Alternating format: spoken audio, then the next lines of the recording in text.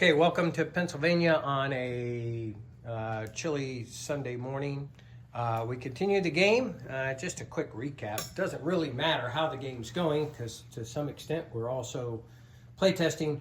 Germany took out France. We kind of expect as much.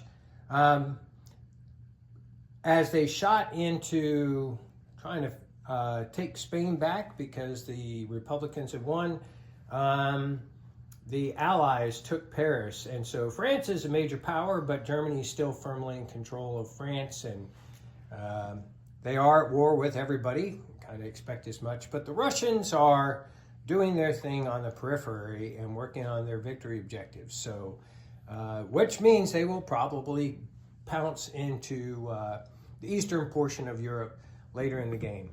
But so far, the Italians are not at war.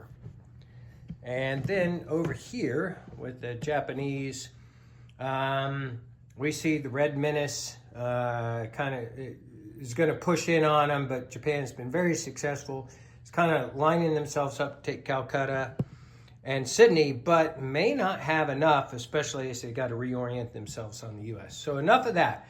So how the innovations have been tweaked a bit, so we got some good feedback, even though we thought it was basically complete.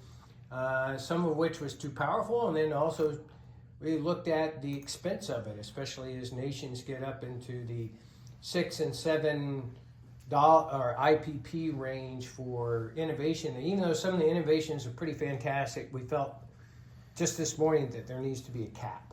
But the Japanese, just to give you an example, one of their innovations has increased the capacity of their transports, and they have used that very wisely in getting additional forces around the board. That's why in this case you see only 2 transports, but you see 6 infantry units, and that's because they've been able to maximize that.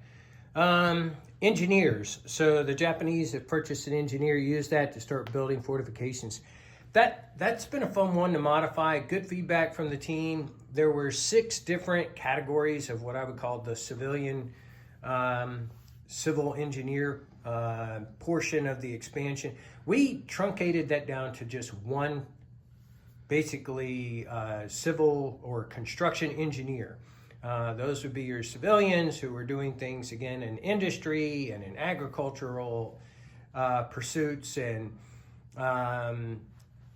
working specifically on technology advances and whatnot. And so they have multiple capabilities, and I won't bore you with the details, but I used mine to, I'm building fortifications at a reduced cost.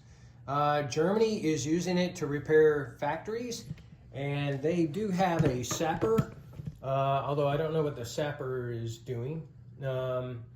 And Tim, you said you're buying engineers? I have one in London building a fortification right there right now. Ah, okay.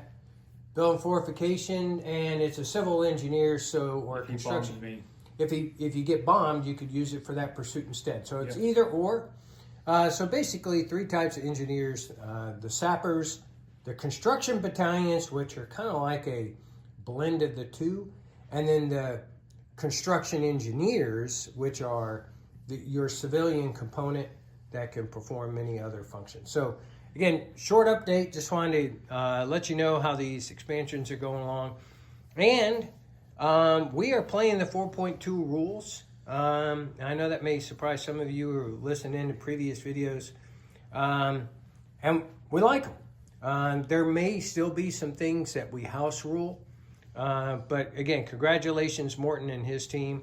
I know they're working on some further updates, but really enjoying the work that you guys have been able to accomplish. That's it from Pennsylvania. Have a great rest of your weekend.